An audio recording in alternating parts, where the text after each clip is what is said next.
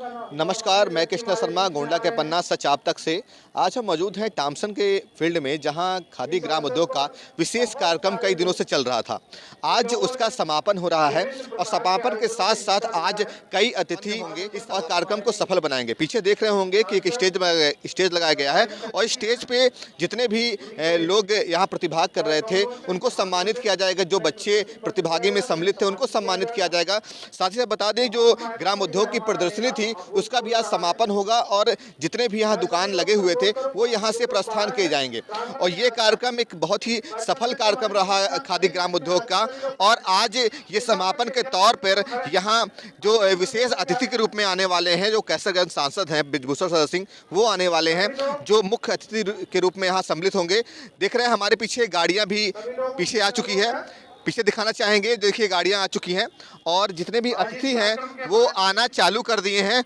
और देख सकते हैं सांसद जी यहाँ मौजूद हो गए हैं और सांसद जी दिखाना चाहेंगे कि देखिए सांसद जी मौजूद हैं, मुख्य अतिथि हैं हमारे, और आज इस खादी ग्राम उद्योग के कार्यक्रम को बिल्कुल सफल बनाएंगे।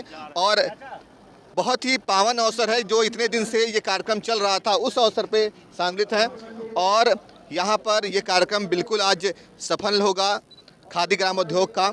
आप लाइव देख रहे हैं कि सांसद जी यहाँ पहुँच चुके हैं और अभी धीरे धीरे आगे बढ़ेंगे और जो ये कार्यक्रम की प्रक्रिया है वो पूरी संपन्न होगी। जैसा कि देख रहे होंगे कि सांसद महात्मा गांधी जी की प्रतिमा का माल्यार्पण होगा, उसके फलस्वरूप ये कार्यक्रम पूरी की जा रही है खादी ग्राम उद्योग थॉमसन के फील्ड में। बहुत ही पावन अवसर, इतने दिन से चला आ रहा खादी ग्राम उद्योग का यह कार्यक्रम आज समापन की ओर बढ़ चुका है। और इस पावन अवसर पर सांसद सिंह दीप प्रज्वलन कर इस कार्यक्रम में का आगाज कर रहे हैं और आज समापन का तिथि है। उस अवसर पे विशेष कार्यक्रम यहाँ प्रस्तुत किए जाएंगे। बारी बारी से सारे कार्यक्रम आपको दिखाए जाएंगे।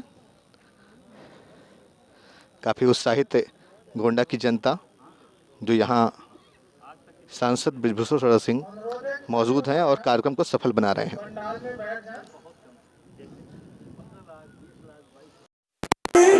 ऊनी वस्त्र के मशीनों का निरीक्षण करते हुए सांसद कैसरगंज सांसद स्टेज की तरफ आगे बढ़ रहे हैं स्टेज की तरफ। जोरदार तालियां। प्रांगण में पहुंच चुके हैं खादी ग्राम उद्योग के प्रांगण में। मुख्य अतिथि मुख्य सांसद बृजभूषण शरण सिंह आपके समक्ष स्टेज के ऊपर प्रदान करते हुए। महोदय, माननीय सांसद से अनुरोध है कि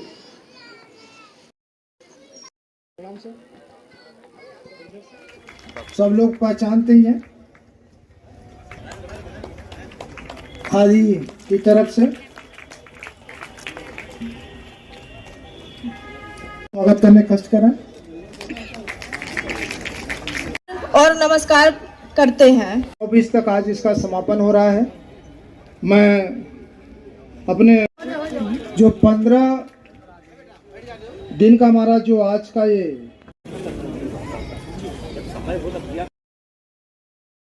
आपके हैं, आपसे अनुरोध है कि आज इस कार्यक्रम में एक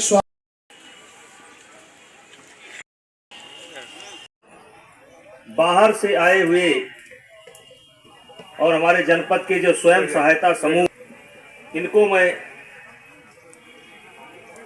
अपने तरफ से यानी गोंडा के तरफ से इन सभी को मैं धन्यवाद देता हूं। उद्घाटन के अवसर पर मैं आया था, हमने एक निवेदन किया था शहर के लोगों से कि भाई आप घर से निकलिए और ये स्वयं सहायता समूह के रूप में निकल करके आई हैं, कुछ अपना अपना प्रोडक्ट बना करके लाई हैं। कोई अचार लाया है, कोई सावा कोदो लाया है, तो आ करके इनकी सराहना करिए। और मैं भले वो लोग यहां पर मौजूद नहीं है और हर समाज की भागीदारी हुई और उसी का परिणाम ये रहा कि मेले तो बहुत लगे, कार्यक्रम तो बहुत हुआ, लेकिन इस कड़कती ठंड में भी 1.5 करोड़ रुपए का सामान यहां पर बिका है। ये अपने आप में रिकॉर्ड है।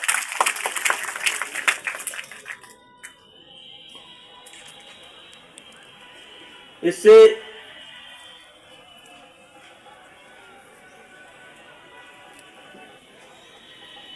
कहां से शुरू किया जाए, कहां से अंत किया जाए।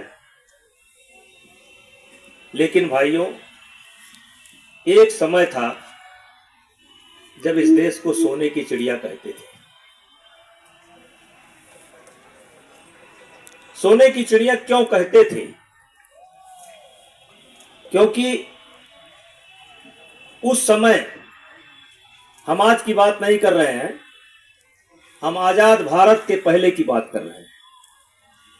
हम कम से कम 100 वर्ष पहले की बात कर रहे हैं। उस समय दुनिया के बिजनेस में, यानी कारोबार में, जो हमारा हिस्सा था वो 20% के ऊपर था। जहां तक मैं सुन रखा हूं विद्वानों से, जानकार लोगों से, कि 20% से भी ऊपर हमारा हिस्सा था। जब दुनिया के ज्यादातर लोग बिना कपड़े के घूमते थे, तो हम मलमल बनाते थे, हम रेशम बनाते थे। लोहे का सामान भी दुनिया में शायद हमने सबसे पहले बनाया है। पत्थर की कारीगरी,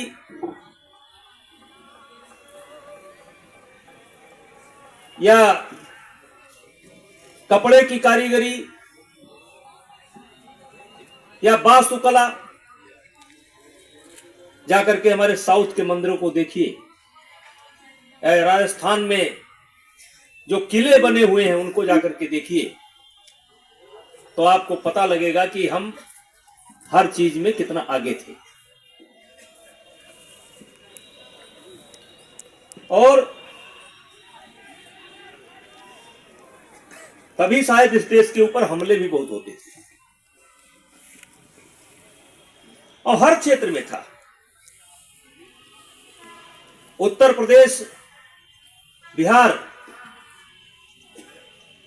की एक घटना है, जो हमारा नालंदा विश्वविद्यालय जो गिराया गया, उसके पीछे एक कथा मैंने सुन रखी है, कहानी, कि एक कोई पश्चिम का बादशाह, शायद खिलजी, बख्तियार खिलजी, ने हमारे देश के ऊपर हमला किया। उसी समय उसकी तबीयत खराब हो गई। उसको पता चला कि नालंदा विश्वविद्यालय में एक कोई वैद्य है। वैद्य को बुलवाया गया। वैद्य से शर्त रखा खिलजी ने कि ना तो मैं दवा खाऊंगा, मैं कोई आपकी दवा यूज नहीं करूंगा, और मुझे आपको ठीक करना है। वैद्य जी ने कहा कोई बात नहीं है।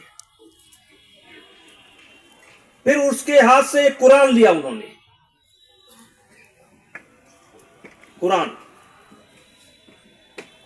और कुछ दिन के बाद कुरान वापस कर दिया। कहा ये कुरान पढ़िए, इतना पन्ना रोज पढ़िए।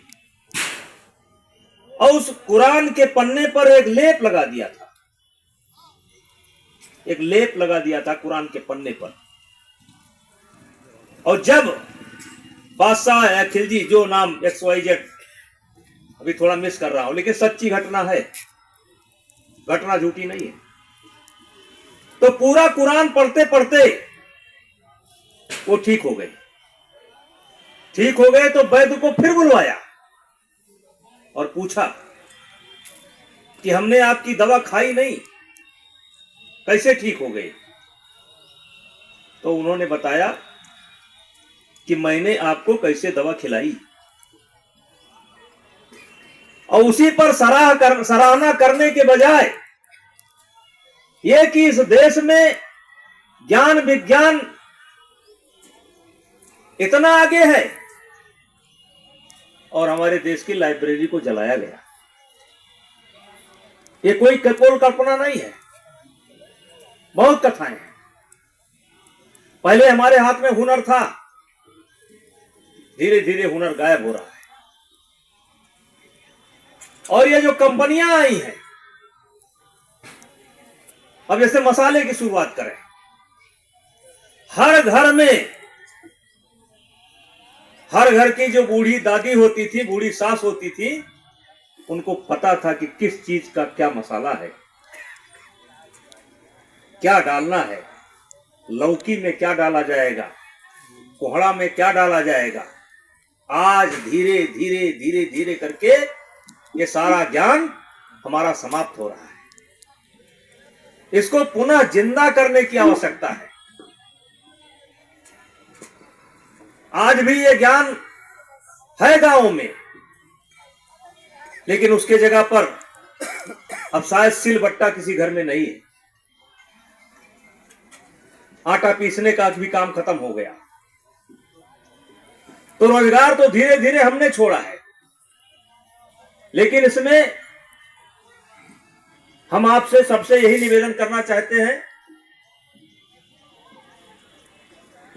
कि कुछ सोचने की जरूरत है और सोच करके कुछ करने की जरूरत है।